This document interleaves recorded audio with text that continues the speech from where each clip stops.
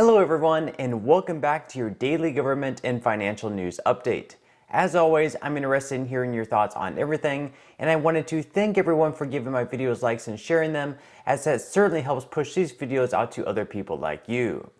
Okay, so according to multiple sources familiar with discussions taking place in the White House, Joe Biden is getting prepared to cancel up to $10,000 in student loans per person as long as their income doesn't exceed $125,000 per year. For individuals with the lowest incomes, they're actually considering even more debt, although that number was not mentioned. Some of the most progressive Democrats, such as Elizabeth Warren and Chuck Schumer, have actually suggested that the Biden administration should cancel up to $50,000 for every borrower. So perhaps those earning at or below the poverty line may end up receiving as much as that in student loan forgiveness. Right now, it's being noted that a decision on how much forgiveness each person will receive in their student loans could take place as early as Wednesday of this week, so that would be tomorrow, although a final decision has still not been made on that timeline. Now currently there are about 44 million people who owe right around $1.7 trillion in federal student loan debt. But of course, canceling any amount of student loans would come with a few different problems. For one, the legality of canceling student loan debt without congressional approval would come into question. According to the Constitution, only Congress has the power of the purse, and executive action can only be used when it's been specifically authorized by Congress. In other words, the executive branch cannot spend money that has not first been appropriated by Congress or passed in a piece of legislation. So without a bill first passing through the House and the Senate authorizing a certain amount of student loan forgiveness, it's unlikely that Joe Biden forgiving any amount of student loans would be legal, and it would likely be struck down by the Supreme Court. Another problem that could potentially arise with the cancellation of this much student loan debt is possibly even more inflation. When you forgive any debt, it gives people more disposable income to use, which in turn drives up demand and causes higher prices. In fact, according to a new poll by CNBC, 59% of Americans are concerned that student loan forgiveness will actually make inflation worse. But a new CNBC poll finds that many worry that canceling student debt could have some unintended consequences. A majority of Americans, 59%, are concerned loan forgiveness will make inflation worse. That's according to a new survey by CNBC and Momentive. The concern is that borrowers would have more money to spend, driving up demand, driving up inflation. Other than legality and inflation concerns, some people also believe that it would be unfair to cancel student loans for multiple reasons. Some people, for example, had worked very hard after college to pay them off, either taking on multiple jobs or working throughout college to ensure they didn't have as much debt. So for them to have worked so hard to pay off their debt, when they could have just waited around, saved their money, and had it all erased in the end, would be just a tad bit unfair for them. So in return, should they simply be given a $10,000 stimulus check since their loans are now paid off?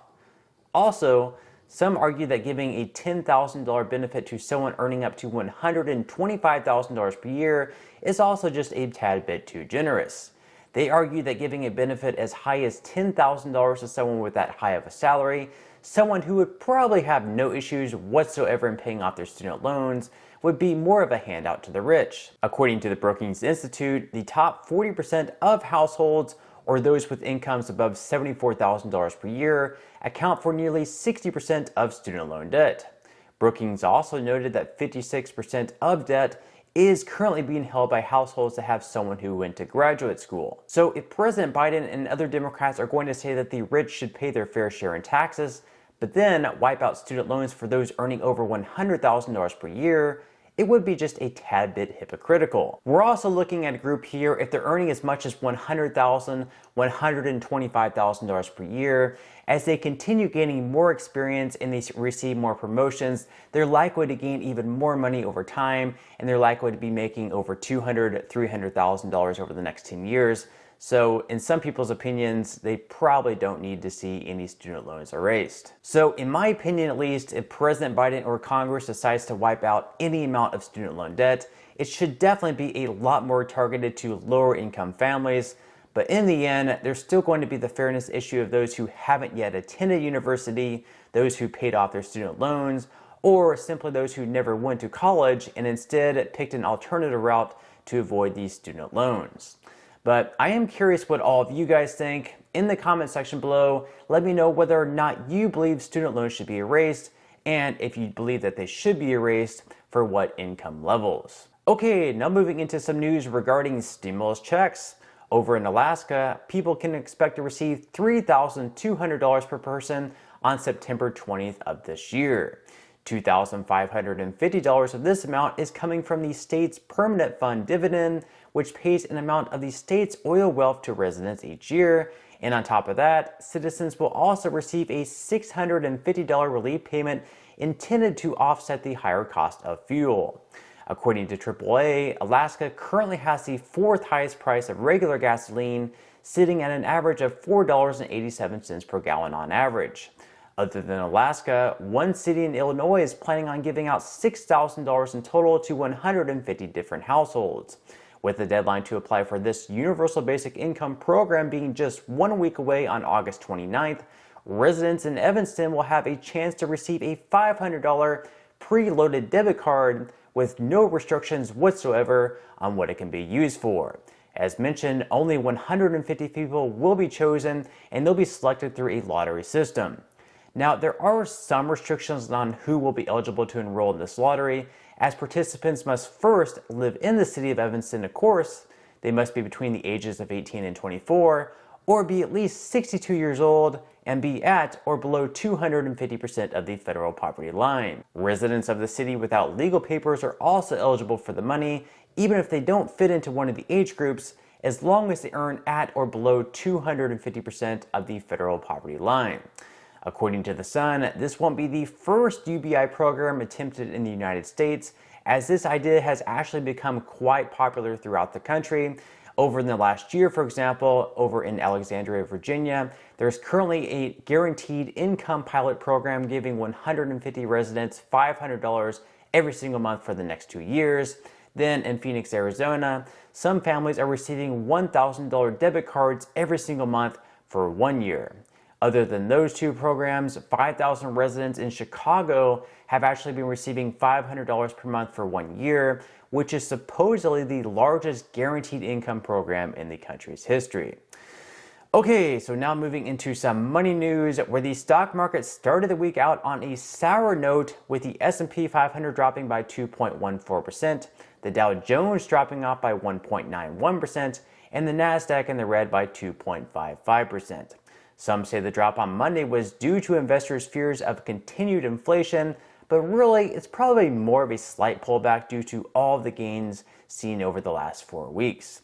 Now, futures for today so far are back in the green though, with Dow futures and S&P 500 futures up by 0.16% and Nasdaq futures up by 0.17%.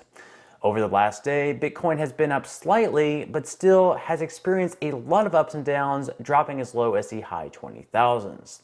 Now, even though the stock market started the week out in the red and things are beginning to look just a little bit volatile, the market is still up by over 4% in the last month.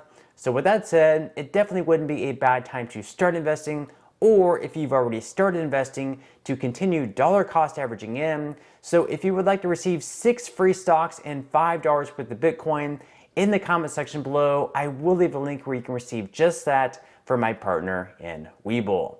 And even if you don't feel like investing at this time for whatever reason, once you receive the free stocks, you can always sell them for what they're worth and transfer that money right back to your bank account. Now, in total, you should be receiving a value of right around $50 or more. Some people have actually received a lot more than that, in fact, over $3,000 in the past, which this money will be taxable by all those new IRS agents that were signed into law. But still, you can think of that as just some free extra money with just a few minutes of work. But on that note, I'm going to go ahead and wrap up this video. If you enjoyed the content in today's video and you would like to see more like it, I would encourage you to give this video a like, subscribe to my channel, and make sure to ring the notification bell. That way you won't be missing any of my future videos. And until next time, I hope you have a wonderful rest of your day, and I'll see you in the next video.